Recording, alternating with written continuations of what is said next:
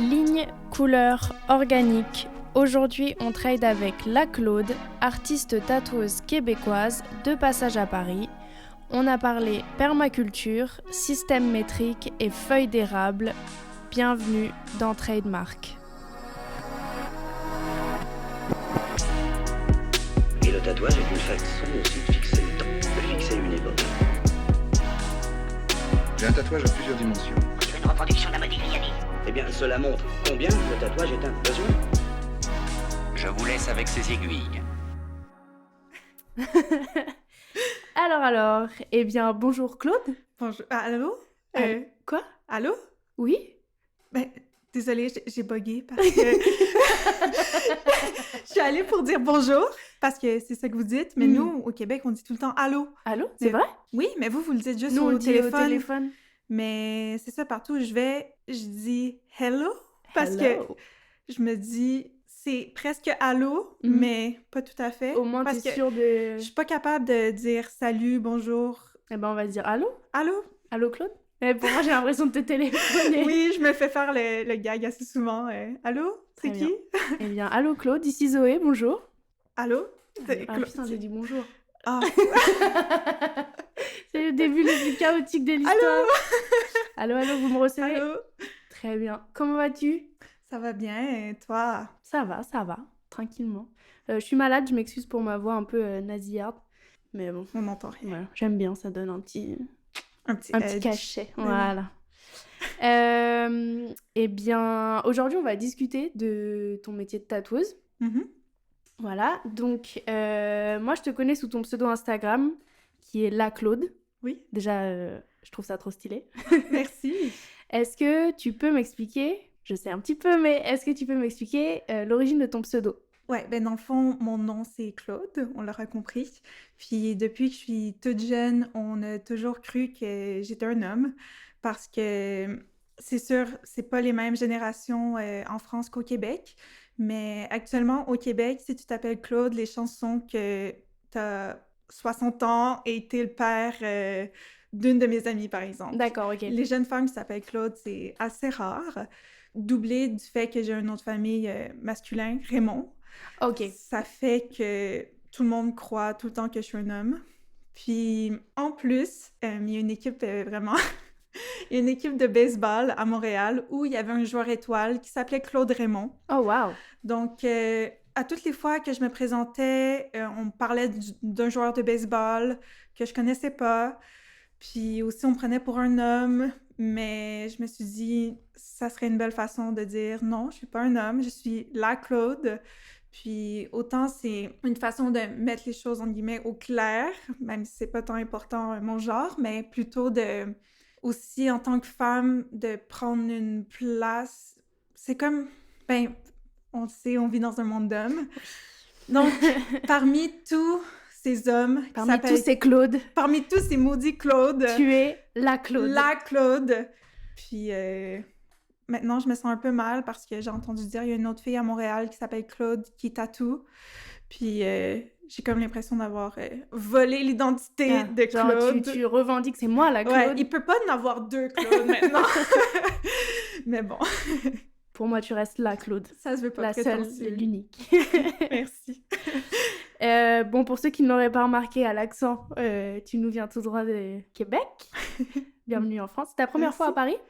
Non, j'ai visité une ou deux fois quand j'étais adolescente avec mes parents, mais ça comptait pas. C'était plutôt un petit tour de la Tour Eiffel, une croisière sur la Seine et hop là, Ok, on était bah, repartis. sympa déjà. Ouais, mais là, c'est la première fois que je passe quelques jours. Je vis la vraie expérience parisienne et j'aime plutôt ça. Oh, j'ai eu peur de ce que t'allais dire, mais... Mais non, je vis Claude in Paris. Oh, nice. Dans quelle ville tu vis au Québec? Je vis à Montréal. Ok. Et tu travailles là-bas aussi? Oui, j'ai toujours vécu à Montréal, grandi sur l'île, parce que c'est une île. Puis Montréal, qui est une ville francophone, pleine d'artistes, vraiment libre et vraiment inspirante. Les gens, il y a toutes sortes de personnes, c'est vraiment cool aussi la densité de tatoueurs. Il y a beaucoup de clients qui viennent nous visiter de plus loin, parce que c'est pas dans toutes les villes, apparemment, qu'il y a des tatoueurs plus contemporains qui... Ben, comme le phénomène qu'on a vu dans les dernières années, des tatoueurs qui travaillent de plus en plus seulement avec leur style. C'est vrai que moi, de outre-Atlantique, j'ai cette perception de la scène tatou de Montréal qui est très libre, très féministe aussi. Alors après, c'est peut-être juste moi par rapport aux gens que je connais de ce milieu de là-bas, mais c'est cette impression de... Je vois pas tant de tatoueurs à l'ancienne, doit y en avoir. Il y en a. Mais de ce que moi je récupère de l'autre côté, c'est vachement avant-gardiste. Oui. Ouais. Dans les villes autour, même, on n'est pas trop loin des États-Unis, il y a beaucoup de gens qui viennent... c'est quand même loin, Boston, mais n'empêche que même si c'est une grande ville où il se passe beaucoup de choses, la culture du tatouage n'a pas encore évolué, puis c'est encore beaucoup des tatoueurs traditionnels, des hommes. Puis à Montréal, c'est ça qui est vraiment inspirant. Je crois qu'on a vraiment sauté sur Instagram il y a plusieurs années, donc ça nous permet tous de travailler sur rendez-vous, puis de vraiment peaufiner notre esthétique respective à chacun et à chacune. Il y a tellement d'artistes inspirants à Montréal, je trouve ça vraiment incroyable, la densité puis la diversité d'offres qu'il y a en ville. Donc toi, t'es tatoueuse depuis combien de temps, Claude? Je crois que ça va bientôt faire 5 ans. Ok. Mais quand je dis 5 ans, c'est vraiment... J'étais pas tatoueuse il y a 5 ans. Il y a 5 ans, j'ai acheté mon matériel, puis je me suis mis à tatouer dans le sous-sol chez mes parents. Ok. À gosser avec ma machine, puis essayer de comprendre comment ça fonctionnait. Donc, c'est sûr... Autodidacte. Oui, 100% autodidacte. Okay. Donc, au début, la progression a été pas lente, mais c'est sûr que ça m'a pris un certain temps avant de comprendre ce que je faisais. Mais vraie tatoueuse, j'ai encore de la misère à l'assumer, mais je dirais que ça fait peut-être 2 ans que je suis prête à l'assumer, puis dire qu'il n'y a plus de doute dans mon esprit. Très bien. Je suis tatoueuse, je suis artiste. Artiste tatoueuse. Oui. Moi, je connais la réponse, mais est-ce que tu veux bien donner ton âge? Mon âge? J'ai 24 ans. Ok, donc t'as acheté ta machine, t'avais 19 ans, quoi. Ouais, exact. Au Québec, le système scolaire finit... Ben, l'équivalent du lycée, c'est le secondaire, qu'on finit quand on a 17 ans. D'accord, ok. Ensuite, on va au cégep. Puis ensuite, si on le souhaite, on va à l'université. Puis quand j'ai fait mon cégep, c'est un programme de 2 ans en arts. J'ai étudié les arts visuels là-bas. Puis j'avais fait en 2 ans et demi parce que j'avais allégé ma charge. Donc, je pouvais pas tout de suite, à la fin de mon cégep, rentrer à l'université. Ok, t'avais un battement... Oui, fallait que j'attende à la prochaine rentrée. Donc, comme j'habitais chez mes parents, j'avais mis de l'argent de côté. Puis je me suis dit, tu sais quoi, je vais me mettre à tatouer. Pourquoi pas? Parce que je connaissais des gens du cégep qui avaient fait le saut, puis qui avaient appris par eux-mêmes aussi à tatouer. Mais j'étais loin d'envisager que ça deviendrait mon métier éventuellement, puis que ça prendrait cette ampleur-là. Je me suis juste dit, tu sais quoi, je vais me mettre à tatouer. On va essayer ça pour le fun. On verra. Ouais. Et t'avais quoi, du coup, tu projetais quoi comme métier? T'avais envie de faire quoi? Si jamais t'avais une idée. J'en avais aucune idée. Ok. Parce que mes parents sont loin d'être des artistes. J'ai jamais connu personne qui était artiste dans ma famille ou dans mon entourage. Mes 2 parents ont poursuivi quand même des longues études. Ils ont des travails plutôt conventionnels dans des bureaux pour des entreprises. Je pensais pas que c'était une possibilité de vivre de son art, que c'était possible. Puis dans ma tête, j'allais devenir designer graphique parce que c'était comme la chose la plus proche d'être un artiste. Ok. Mais je connaissais... La version pro de l'artiste. Genre, oui, ouais. C'est ça. Si tu veux faire des dessins, si t'es artiste puis tu veux un travail, ben c'est ça que tu fais. Ok, ouais. Mais après avoir complété mes études en arts visuels, ben, je me suis rendu compte que j'étais quand même douée, que je voulais pas tout de suite arrêter. Puis j'ai aussi vu que le design graphique, c'est pas ce qu'on peut imaginer, hein. C'est assez redondant, c'est mécanique. C'était pas une route que je voulais entreprendre mes études de design graphique. Je m'étais inscrite à l'université pour continuer les arts visuels, les beaux-arts. Mais ironiquement, j'ai pas été acceptée. Oh! Parce que, étant vraiment last minute. Je suis une personne qui procrastine énormément. Moi également. Mais entre artistes, ça ne surprend pas trop. Puis, je me suis ramassée une semaine avant le deadline pour envoyer mon portfolio et ma lettre de motivation. J'ai été ultra malade, l'équivalent de la COVID, mais en 2018. Et, précurseur. Puis, c'est ça, j'ai écrit la lettre de motivation la plus cringy possible. Quand j'ai reçu mon refus, j'ai pas été capable de la relire. C'était tellement mauvais. Je crois qu'il aurait été mieux que j'envoie rien du tout. Ok, ouais, tu t'es... Ouais, puis je croyais pas être refusée parce que j'avais quand même un bon portfolio, mais c'était pas le portfolio. Ouais, c'est vraiment La lettre misérable que j'aurais envoyée qui ont dû leur dire ouais, non, cette fille-là est trop bizarre. Mais il fallait avoir du second choix. Puis j'avais aussi postulé en enseignement de l'art. Oh! Donc, je me suis rendu compte assez rapidement, en me comparant avec les autres gens du programme, qu'on était des espèces différentes. Ok. J'étais misérable à l'idée de devoir faire des bricolages. Ouais. Donc, ouais, c'est deux mondes différents au final. Oui. Pourtant, ils se rejoignent sur le sujet, mais... Ouais, donc j'ai juste lâché mes cours d'enseignement, puis je faisais que mes cours de peinture, mes cours de dessin. Pendant la période que j'étais à l'université, je tatouais déjà pas mal. Ok. Ça avait quand même pris une certaine ampleur. J'avais déménagé, j'avais maintenant mon studio dans mon appartement, mais je continuais d'aller à l'université juste pour le plaisir, pour continuer à approfondir ma démarche artistique, parce que encore à ce jour, je sais pas où je m'en vais nécessairement. Puis je veux peindre, je veux dessiner, je veux tellement explorer les médiums. Puis j'allais à l'université jusqu'à ce qu'il y ait la COVID. Puis j'avais trop de demandes déjà pour le tatouage. Tant mieux. Donc... Et du coup, dans l'entre-deux, est-ce que t'as eu des jobs, t'as fait autre chose ou Non. ça s'est transitionné tout naturellement Oui, j'ai été tellement chanceuse. J'ai pas connu vraiment d'autres jobs. Bien sûr, j'ai eu des jobs étudiantes. Puis c'est ça, justement, qui m'a permis de mettre des sous de côté pour, on va pas se le cacher, acheter le matériel. Au début, ça m'a quand même coûté plusieurs milliers de dollars parce que... Mais à partir du moment où j'ai commencé à tatouer, ouais, ça s'est fait quand même assez rapidement que j'ai pu en vivre. Puis c'est sûr, au début, je pensais faire de l'argent, j'en faisais pas tant. Surprise! Ouais, mais c'était bien d'avoir mon studio dans mon appartement. Comme ça minimisait quand même les coûts. Ouais. Ouais, j'ai été vraiment chanceuse. Les gens me demandent... Des fois, les gens me demandent encore « Ah, est-ce que tu fais ça à temps plein? » Puis je suis tellement choyée de le dire « Oui! » Je suis tellement privilégiée de ne faire que des tatouages. Je ressens ta joie.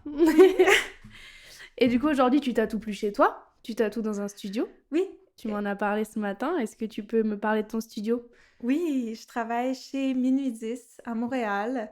Ça aussi, c'est un peu fou que je travaille là-bas parce que, justement, avant même que je commence à tatouer, dans le temps que j'étais au cégep, je connaissais pas du tout le monde du tatouage.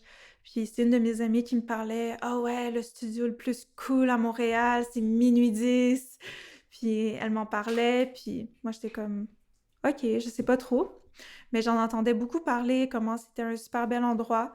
Puis quand ça l'a ouvert, maintenant, il y a 6 ans, c'était le premier studio à Montréal qui était un safe space. La propriétaire qui est queer, Muriel Demey. C'était tout nouveau à l'époque. Pourtant, c'est pas il y a si longtemps que ça, il y a 6 ans, mais ouais. la scène a énormément changé. Puis c'était le premier, c'est ça, studio avec des artistes queer, des femmes, seulement ce rendez-vous. Ça fait maintenant 2 ans que Muriel m'a invitée à se joindre à elle. Trop chouette. Puis ouais, j'adore ça, on n'est que des femmes. Donc Puis- c'est elle qui t'a contacté Oui, pour... oui, parce que... C'est super. Ouais, parce qu'elle avait fermé le studio quand il y a eu la COVID. Donc, elle avait réouvert le studio, mais plus petit. C'était juste nous deux au début. Puis c'était en mode, un loyer fixe. Puis tranquillement, pas vite, on a pris d'autres gens dans le studio. Puis finalement, on est rendu 7 au studio. Mais c'est vraiment génial parce qu'on est toutes indépendantes. Donc, on se partage un loyer, mais on fait chacune nos choses. Puis, je trouve ça génial parce qu'il n'y a pas tension, puis il n'y a pas de rapport à l'argent non plus. Même si Muriel, c'est la proprio, ben, c'est une Vous êtes copine. Puis égal. ouais, c'est vraiment génial. Je ne demanderais pas mieux. Trop chouette. Ouais. Ah, je suis contente pour toi.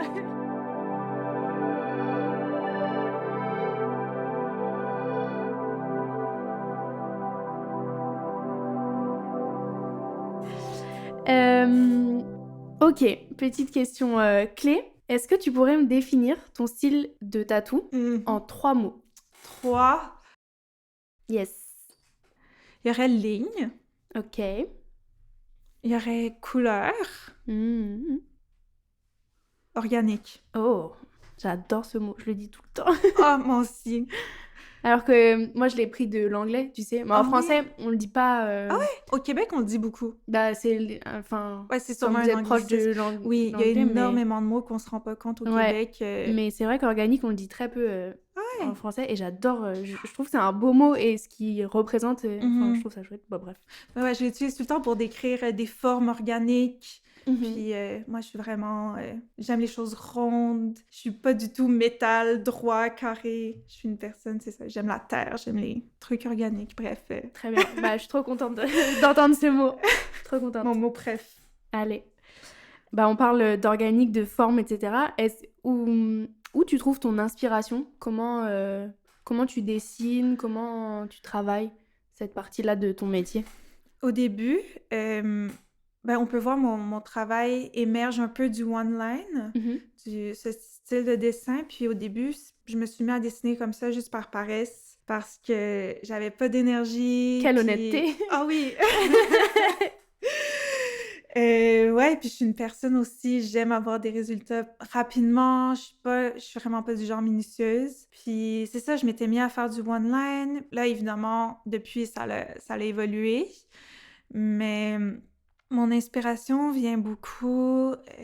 au début, je faisais beaucoup de plus de visages. J'ai toujours eu une fascination pour les visages, aussi les mains.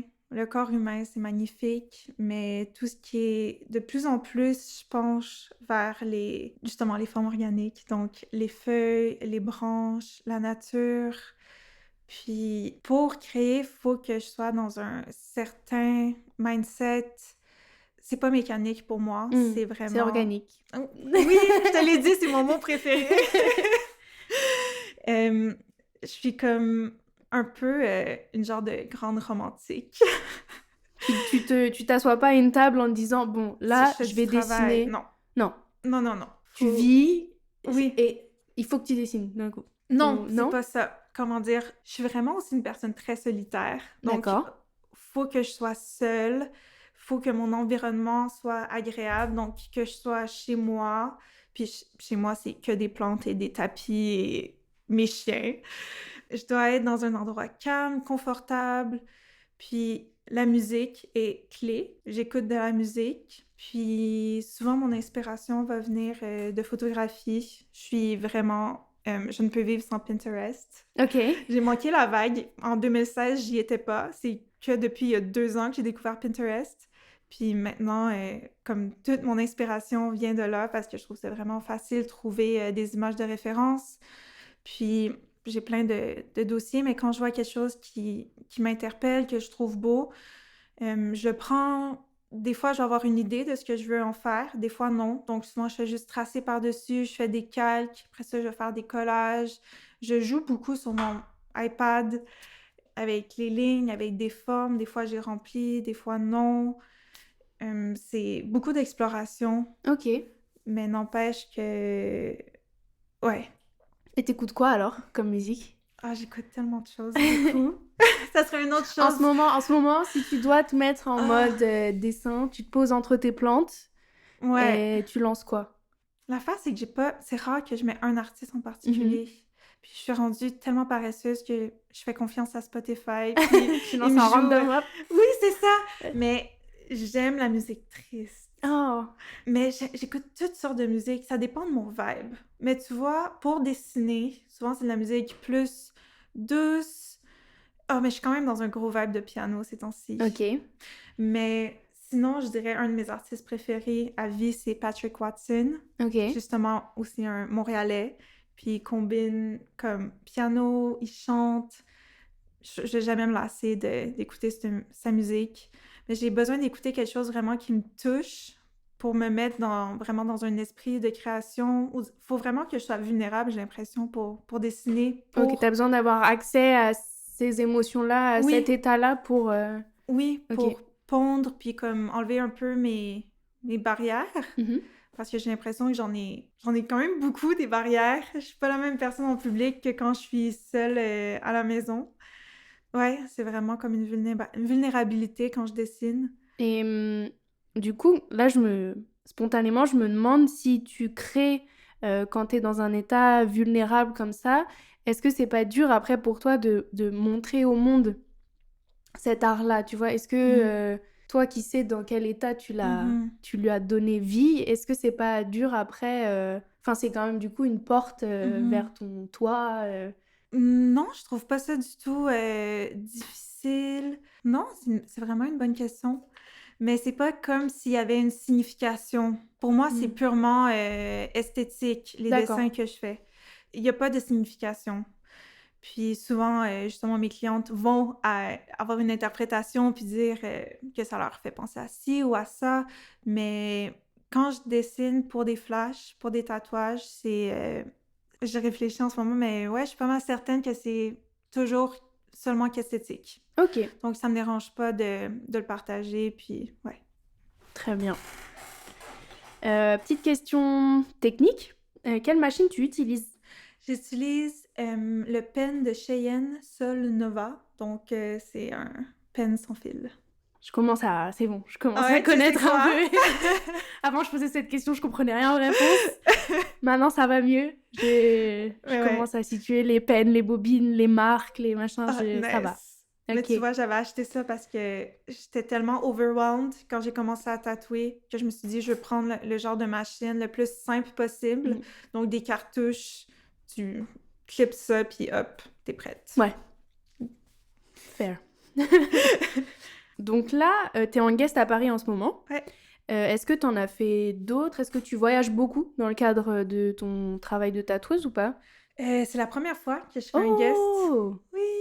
Je me souviens, David le guest manager ici, m'avait contacté, ça va bientôt faire 1 an, je crois que c'était en mars l'année passée. Puis autant que j'avais été tellement flattée, j'étais trop dans une place débordée à Montréal dans ma vie. Mais ça l'a bien à donner que je vienne cette fois-ci parce que mon copain il est français. Bah c'est cool. Ça me fait un Du coup là, il est pied à avec toi? Ah oui, David m'avait dit que Oui, vous c'est étiez venus ça. Puis ensemble. lui, il en profite pour faire du télétravail. Puis ça revient moins cher aussi pour les billets d'avion. Puis moi, Parfait. je profite de la belle température parisienne, oui. le beau soleil. Celui-là. Voilà, t'as la full expérience. Ouais, la belle grisaille. Voilà, telle qu'on nous connaît. Alors... Ah, cette question, je l'aime bien.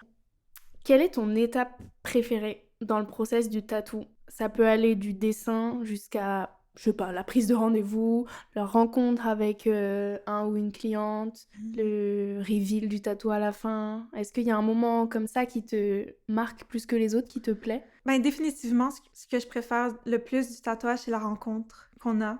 Je crois pas que je serais capable d'être artiste peintre, travailler tous les jours seule dans mon studio, parce que autant que je suis vraiment une solitaire, puis j'aime travailler seule, je trouve ça tellement magique de faire de l'art collaboratif, de le voir prendre forme sur les gens. Puis ensuite, toutes les rencontres que je fais, c'est hallucinant. Mes clientes sont tellement magnifiques, puis je dis clientes parce que la majorité sont des femmes, mais ouais, je trouve ça incroyable la rencontre. Autant des fois on parle à peine, mais au contraire, des fois c'est tellement inspirant les discussions que j'ai avec elles. Puis je crois que c'est vraiment la rencontre qui est mon moment préféré. La rencontre, tout ce que ça englobe, Oui. mais pas la fin du tatouage. Ça, c'est stressant. Ah T'as ouais. tout le temps peur que la personne n'aime pas. Je comprends. Mais ouais, c'est définitivement les rencontres que je fais. Est-ce que là, comme ça, à froid, est-ce que tu as une anecdote de tatou qui t'a marqué, un truc marrant, cocasse, qui s'est passé avec une cliente ou... Ah oui, j'en ai une bonne anecdote. Nous t'écoutons. Donc, prenez-le pas personnel, tous les Frenchies qui nous écoutent. Mais quand vous venez à Montréal, c'est pas la chose la plus originale de vous faire tatouer une feuille d'érable. Oh, putain, j'étais sûre que t'allais dire ça.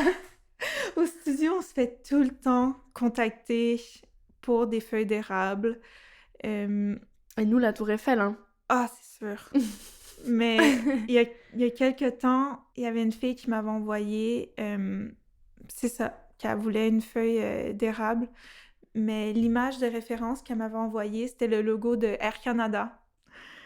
Puis, Et si c'était une hôtesse de l'air, Air Canada, non. qui adore sa compagnie?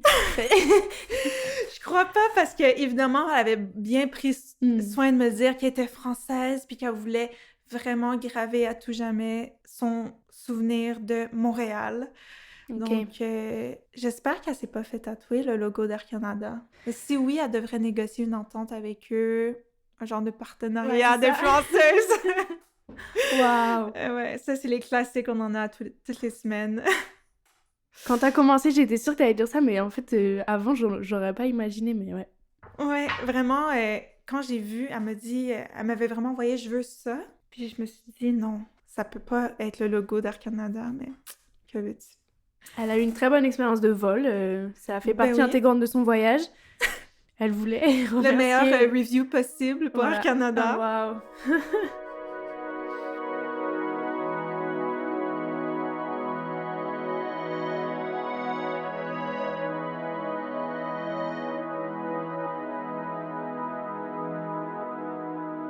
Ok, bah tu l'as abordé un peu tout à l'heure, tu parlais d'Instagram. Mhm. Comment, enfin on peut pas nier qu'aujourd'hui c'est l'outil de Mhm. prédilection des tatoueurs, c'est même comme ça que certains bookent, Mhm. comment tu présentes, tu montres, tu construis ton clientorat. Je viens d'inventer un mot, je crois. Ta Clientèle. clientèle. Waouh! Clientorat. Ok. Donc ta clientèle. Quel est toi ton rapport à Instagram dans ton métier? Je peux pas parler pour tout le monde, mais je crois qu'on est nombreuses à avoir une certaine relation amour-haine avec Instagram. C'est un amant toxique, Instagram. Oui, autant que je serais vraiment rien sans Instagram parce que j'ai toujours travaillé que sur rendez-vous avec ma clientèle qui venait soit de bouche à oreille, soit de Instagram. Donc, je vais pas le nier, c'est incroyable comme outil parce que c'est ça aussi qui nous permet tous d'être aussi spécifiques dans nos esthétiques. Puis, je serais pas à Paris non plus sans Instagram, C'est vous vrai. m'auriez pas vu. Donc, c'est vraiment cool pour ça, mais je trouve ça difficile de devoir gérer des contenus de médias sociaux, puis j'essaie de le moins y penser possible, mais j'overthink tout le temps. Puis là, c'est comme si aussi les gens se disent si mon tatouage n'est pas sur Instagram, ben l'artiste doit pas l'aimer. Mais Oh, les t'as gens... déjà eu ce genre de retour? Pourquoi tu postes pas mon tatou ou... Ouais, ben non, personne me l'a déjà écrit, mais mes collègues, Ouais, ok. mes collègues m'en ont parlé, puis j'y pense, puis moi aussi, au Toi, début, quand t'as je peur de pas... Non, je sais pas pourquoi j'ai dit ça en premier. C'est pas un des plus gros désavantages d'Instagram, c'est surtout de sortir du contenu, être cohérent, en sortir souvent parce que souvent, comme quand je finis de travailler, de tatouer, je suis crevée. Puis, il faudrait que je poste sur le moment mes tatouages. On dirait que dans 3 jours, ils sont plus pertinents parce que dans ma tête, c'est comme, c'est rendu vieux. Puis aussi, il y a quasiment plus de photos de chiens dans mon téléphone que de photos de tatouages. Donc, j'oublie de publier. Mais aussi, il y a une certaine anxiété parce que je suis terrible avec mes courriels. Puis je me dis, si je poste des trucs sur Instagram, puis mes clients voient que ça fait 2 semaines que j'ai pas répondu au courriel, je me sens mal. Donc je me dis, ben je vais pas publier. Tu vas pas publier tant que t'as pas répondu à mes courriels. Voilà, donc, parce que tu peux... Oui, mais c'est quand je réponds à mes courriels. Jamais. Donc, je publie jamais sur Instagram. Ouais. Ah, je suis avec toi. Ouais. Oh, wow. Puis si t'arrêtes de publier, ben, tu disparais. Donc, le prochain post a 30 likes. Ouais. Ouais. Ma résolution, c'est de la nouvelle année, c'est de publier davantage, créer davantage de contenu. Et j'en crée tellement. Mon téléphone, il y a des milliers de trucs dessus, mais on dirait que c'est tout ou rien. Je pourrais publier 3 choses dans la même journée, mais après ça, pas publier pendant 3 semaines. Donc, essayer de trouver une balance dans tout ça. On est ensemble, Claude, on est ensemble. Aïe, aïe, aïe. Ça me rassure. Ok, toi aussi, t'as l'anxiété des terrible. courriels. Bah, surtout que, maintenant que Instagram, c'est devenu mon outil de travail. Avant, j'étais hyper active sur mon Instagram perso. C'est un truc, je prenais du plaisir et tout à m'exposer, je trouvais ça marrant. Et maintenant qu'Instagram, c'est devenu mon outil de travail, c'est devenu une source d'anxiété telle que, du coup, je poste sur l'Insta pro parce que je suis obligée. Mais l'Insta perso, là, en 3 mois, rien. Et j'ai ouvert aucun message. Waouh, ça m'angoisse terriblement. J'ai disparu de la surface à titre perso. À titre pro, je continue parce que c'est mon contrat et c'est comme ça. Mais sinon, ça m'a... Waouh. Ah, mais je suis pareil parce que maintenant, mon téléphone, c'est pas du plaisir, c'est que du travail. Donc, peu importe t'es qui, t'es ma meilleure amie, soit je te réponds tout de suite, soit jamais. Pareil. Parce que il y a Facebook Messengers, il y a les mails, il y a les textos, il y a les DMs. Il y a trop de gens qui m'envoient des messages partout, puis je suis plus capable de gérer. Ah ouais, non. Voilà, c'était l'anxiété through the roof. J'ai Et à tel point que ma mère nous a offert des fortune cookies. Fin novembre ou un truc comme ça. J'étais en plein dans la phase où j'avais disparu du monde numérique. Soit tu me vois ici, soit j'existe plus. Et j'ai ouvert un fortune cookies. C'est la première fois que j'en ouvrais un. Et j'ai tiré « Les amis compréhensifs ne sont pas pressés ». Oui.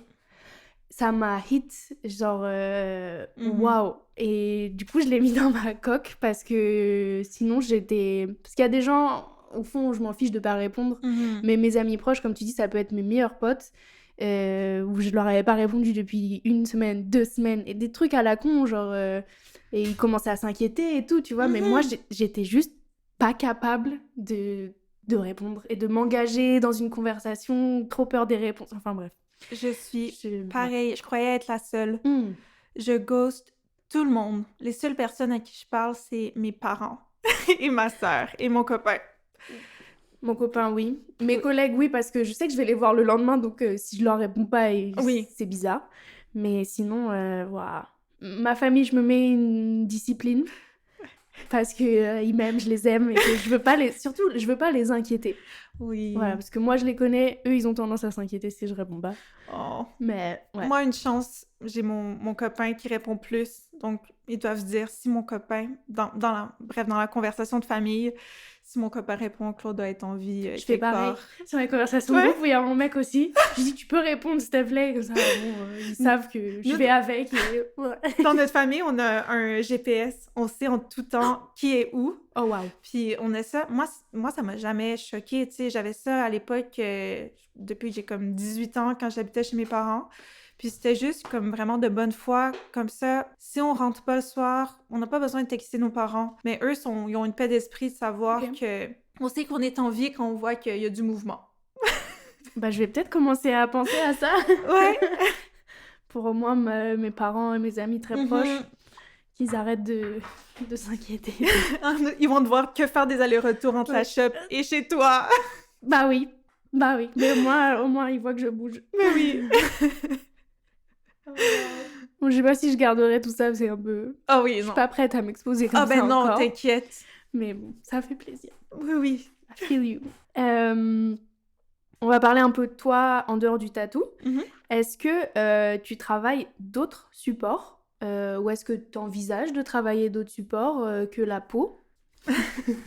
Ouais, c'est un peu pervers avec le tatouage parce que j'ai l'impression qu'on est tellement nombreux à être des artistes multidisciplinaires, multidisciplinaires, qui commencent à tatouer, mais qui laissent le tatouage prendre toute la place parce que c'est tellement plus facile de vivre de son art pour beaucoup en tatouant que vendre des toiles, vendre des installations, etc. J'aimerais prendre plus de temps pour dessiner puis explorer d'autres médiums. parce que juste avec le dessin, je dessine tellement rarement pour autre chose que des flashs. Donc, avec les autres filles au studio, on essaie de se challenger, de se forcer à faire des expos une fois de temps en temps, de peindre, d'explorer, peu importe le médium soit-il. Mais ouais, j'aimerais vraiment me remettre à la peinture. Ok. Mais c'est un peu déstabilisant parce que je sais pas encore ce que je vais faire. C'est tellement d'exploration, puis même si ça fait des années que je peins, je trouve ça vraiment difficile d'avoir un rendu satisfaisant. Mon esthétique dans le tatouage est quand même propre Mhm. parce que c'est dessiné sur un iPad. C'est vrai, de revenir à l'organique, Oui. quitter le numérique. Et... Mhm. C'est vrai, j'avais pas pensé à ça, mais c'est vrai que ça représente un saut quand même. Oui, puis j'adore travailler justement, dessiner sur du vrai papier, puis avec des vrais matériaux, mais c'est tellement différent parce que, comme je l'ai mentionné plus tôt, je suis vraiment très peu minutieuse, je suis beaucoup dans la gestuelle. Donc, de combiner mon esthétique de tatouage qui est très minimaliste, c'est propre, c'est des lignes droites, tandis que dans la réalité, quand je dessine, c'est des barbeaux, c'est des gros coups de crayon. Donc, j'aimerais trouver une façon de relier les deux, un peu la gestuelle, l'expressionnisme, un peu du mouvement, mais aussi la ligne de mes dessins que je fais sur iPad qui sont tous tout beaux, tout calculés. C'est vrai. Puis Mais t'as une gomme parfaite. oui, je me suis acheté une imprimante, une méga imprimante qui peut imprimer jusqu'à 24 pouces de large. Je Ok. sais pas ça fait combien en centimètres, Je connais pas les pouces, mais large. mais je vois là, tes bras, ça fait quoi? 1 mètre, Ouais, 1 mètre 20. 24 pouces, c'est 2 pieds. Ah, en tout cas. Nous, on est métriques, C'est j'ai ça. pas la moindre idée. On est métriques, nous aussi, techniquement, Ouais. mais il y a à Bon, là, de visu, je dirais, ouais, 1 m 20. peu près. Ouais, si je regarde l'écartement Non, de tes c'est bras. peut-être 1 mètre moins, c'est moins. C'est à la ça. Marseillaise. Allez, 1 mètre. C'est pas 1 mètre. Ça, c'est 1 mètre, ça. Non, C'est pas 1 mètre? c'est ça 1 mètre? I don't know. Ah, en tout cas.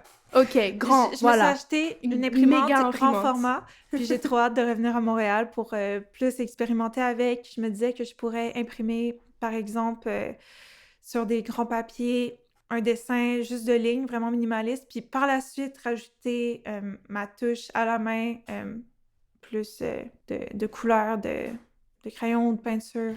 Bref, j'ai Trop bien. hâte d'expérimenter. Comme ça me permet de joindre les deux, d'avoir un fini propre avec une combinaison chouette. de médiums. La croisée des mondes.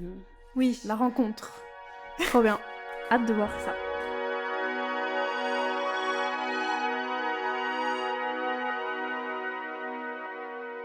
On a parlé de musique un petit peu. Tu m'as dit que tu allais t'essayer de voir des expos avec tes collègues, etc. Mhm. Petit moment reco culturel. Qu'est-ce que tu regardes en ce moment? Si tu es consommatrice de séries, de films, qu'est-ce que tu lis? Si tu aimes lire ou les bandes dessinées ou quoi, t'es sur quoi en ce moment? En ce moment, ça fait longtemps que j'ai rien consommé parce que comme je suis en vacances puis je suis hébergée par mes beaux-parents, je suis tellement sollicitée à gauche et à droite.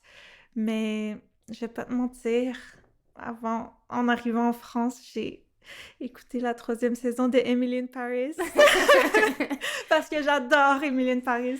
Jamais vu. Non, Non, tu me recommandes ou pas? ça dépend si t'aimes les comédies romantiques, les trucs vraiment légers. Je suis pas très rom-com et en plus, Ouais. les seuls échos que j'ai, moi, c'est que en tant que Parisien, c'est dur à Oui. regarder. Ouais, tu vas trouver ça un peu insultant. C'est Ouais. pas du tout la réalité. Non, bah non, c'est ça. Mais bon, pourquoi pas un jour où j'ai rien à regarder. Tu pourrais, mais ouais, bref, quand j'écoute des séries, j'aime des trucs vraiment légers, funny. Souvent, dès qu'il y a une série d'adolescents dans un high school qui sort sur Netflix, je l'écoute, clac. Ok. J'aime vraiment ces séries-là où, comme je mets mon cerveau à off un petit peu.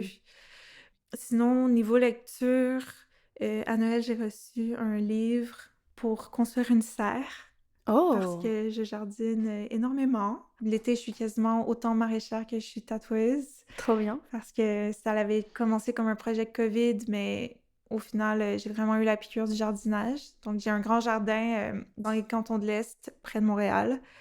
Puis, j'ai de la misère à lire de la fiction. Parce D'accord. que j'ai comme... C'est rare que je lis de la fiction parce que j'ai l'impression que c'est une perte de temps. Mais ça, tu vas le couper au montage. Je Ok, cherche le si mot. tu veux. Ouais. Parce que non, c'est vraiment un gros statement de dire que lire de la fiction, c'est une perte de temps. Comment dire? Elle vient de dire qu'elle regarde tous les teenage fiction sur Netflix. Non, mais... Ça, c'est pas de la perte de temps, peut-être? Oh my God. Non, mais quand j'ai de l'énergie pour lire, parce que c'est Ok. vraiment difficile pour Ouais. moi de me concentrer. Ah, moi, je lis plus de livres parce que j'arrive pas à me concentrer. Je lis que des romans graphiques ou de la BD Ouais. parce que j'ai l'accroche visuelle. Mhm. Mais je bouffe des BD comme ça, hein, Ah mais, ouais? mais c'est le seul moyen. Sinon, lire un livre, moi, je suis obligée de lire à voix haute. Ah ouais? Sinon, j'arrive pas à rester dedans. Oh. Voilà. Du coup, j'ai abandonné les livres. Moi, je crois que c'est parce que... C'est pas parce que lire une fiction, c'est pas vrai que c'est une perte de temps. Mais le truc avec moi, c'est... Là, c'est une grosse histoire, mais c'est pas une si grosse histoire. Mais je fais de l'hypersomnie. D'accord. Donc, ce qui fait que je suis restreinte dans mes heures de Hmm. productivité. Donc, si j'ai l'énergie de lire, je préfère lire des choses plus instructives que je D'accord. vais pouvoir utiliser concrètement. Je lis beaucoup sur autant la permaculture que la culture biologique intensive, puis tous les Ok, donc outils. quand tu lis, tu lis. Et il faut du concret, de Oui. l'info. Et si tu veux t'évader, là, par contre, ce sera plus visuel, Oui. les séries, etc. Oui, c'est ça. Quand je veux Ok. mettre mon cerveau à off, mais sinon, j'aime beaucoup. Je suis quand même très curieuse. J'aime apprendre des choses tout le temps. Donc, j'aime lire, puis... Trop bien. Ouais. Où tu te vois dans 10 ans? Sur le plan professionnel, je suis pas une personne vraiment drivée par sa carrière, autant que j'adore ce que je fais. J'ai pas d'objectif nécessairement de carrière. Je suis vraiment au jour le jour. Mais plutôt au niveau personnel, j'aimerais vraiment déménager à la campagne parce que autant que j'adore vivre en ville, c'est génial d'avoir à proximité tant de commerces, plein de gens, etc. Mon cœur est à la campagne, dans la Ton nature. cœur est dans la terre. Oui, ouais, je suis vraiment... plus le temps avance, plus je réalise que je suis Montréal, pas du tout c'est... faite Pardon, pour la ville. Oui, excuse-moi. Montréal, c'est loin de la campagne? non, Non. c'est bien, ça se fait quand même bien entre les deux. Donc tu peux combiner... Enfin, comment dire? Pas combiner les deux, mais avoir une vie vraiment à la campagne et occasionnellement, si tu veux Oui. revenir un peu à la culture de la ville, la foule, etc. Encore que la foule. Bon. Mais Oui, on mais se ça se comprend. fait super Ça bien. se fait, ok. Puis je le fais déjà maintenant. Je vais à la campagne autant Avec les pour- chiens. Oui, oui, les faire courir, puis prendre soin de mes légumes. Très bien. Et j'ai une dernière question. Je vois que tu es tatouée Mhm. et je m'interroge beaucoup sur pourquoi les gens se tatouent. Moi, je me tatoue quand même pas mal, encore plus depuis que je travaille dans ce milieu, forcément. La tentation est trop grande. Et si tu veux bien en parler, parce que ça peut être perso aussi, Ah, ça me ferait plaisir. pourquoi tu te tatoues? Au début, je me suis fait tatouer parce que je trouvais ça cool. J'ai toujours trouvé ça tellement cool en grandissant, voir des gens avec des tatouages. Puis mon premier, je savais pas trop ce que je voulais. Je voulais juste, c'est ça, l'idée d'avoir un tatouage. Au début, c'était vraiment pour ça, puis ça m'aidait aussi à avoir confiance en moi. Mais maintenant, c'est rendu plus de l'ornementation. Puis maintenant que je suis tatoueuse, puis que mes collègues sont tatoueuses, je trouve ça tellement précieux de pouvoir collectionner des œuvres de personnes que j'aime. Maintenant, chaque pièce que j'ai, ça me fait tellement plaisir de penser à l'artiste qui est souvent une de mes amies ou qui devient une amie, comme on est des collègues. Autant c'est de l'ornementation, autant c'est des petits trésors. Puis... C'est vrai que là, tu me fais du coup penser à moi-même, mon propre process de tatou, mais c'est vrai que les premières années, en fait, j'étais plus attachée au tatou en soi ou au dessin. Moi, j'ai peu de tatouages qui ont vraiment un sens. Tout ça, il y en a beaucoup, c'est vraiment pour rigoler. Je m'excuse auprès de ma mère. Mais voilà, j'étais plus attachée au tatou en soi. Et maintenant, je crois que je suis plus attachée à l'artiste. Au final, je sais que les projets récents que j'ai faits, c'est parce que j'ai rencontré la personne et j'aurais pas porté un regard particulier sur leur travail avant. Et le feeling est passé et j'avais envie que cette personne me marque. Et Oui, parce que c'est devenu vachement plus humain. souvent, on regarde le tatouage, puis on le voit comme un fini, mais c'est pas une procédure, mais un rituel, le tatouage. Puis c'est aussi tout ce qui l'englobe, le pendant, comment ça se passe. Tu peux avoir un super beau tatouage qui techniquement est parfait, puis exactement ce que tu avais envisagé, mais si la personne qui te le fait te donne des vibes bizarres, si t'aimes pas comment elle te parle, comment elle te touche, ça peut vraiment donner une connotation désagréable après ça à ton corps, à ton tatouage, tandis que, au contraire, si t'as une belle expérience, ça change tout à mon avis. Donc, c'est quand même quelque chose que j'essaie de tout le temps garder en tête, même si je suis une personne quand même introvertie. J'aime jaser puis vraiment rendre les personnes à l'aise pour qu'elles aient une belle expérience puis être bien, parce que t'es tellement vulnérable quand tu te fais tatouer. Puis on a tellement entendu d'histoires d'horreur. Bah, c'est sûr, mais on rentre sous ta peau, littéralement. Donc, Oui, puis t'as aucun contrôle, puis comme on fait peur, les tatoueurs, je crois. Moi, je pense avant... Moi, je sais pas, parce que du coup, non, pas du tout. Non? À titre perso, limite, j'ai plus confiance en un tatoueur qu'autre chose. Ah ouais? Mais tu sais, on a la réputation d'être cool. Ouais. Moi, après, ça me c'est fait juste peur. que maintenant, tout mon entourage est tatoueur. Donc au final, c'est mes copains, j'ai confiance en eux, tu vois. Ouais. Mais je réfléchis à avant, mais oui, non, bien sûr. Et si je fais ça, ce podcast, c'est aussi pour ça. C'est ouvrir la porte, rencontrer les artistes, comprendre. Et si il y a de la peur, effectivement, essayer de faire qu'elle disparaisse. Bien sûr. Voilà, j'essaie de faire un pas vers vous. Moi, je suis l'élément qui est à mi-chemin entre les clients et les tatoueurs. Je suis ni l'un ni l'autre, véritablement, et j'essaye de faire le lien. Une chance, t'es là. Thank you. Ok. Eh bien, merci Claude. Merci à toi. C'était un plaisir de discuter avec toi. Pareillement. Eh bien, merci d'avoir écouté cet épisode de Trademark. Si vous avez les moindres questions, retours, n'hésitez surtout pas à nous contacter sur les réseaux @Carbon Magazine. Et on se retrouve pour un prochain épisode. Merci pour ce trade et à bientôt.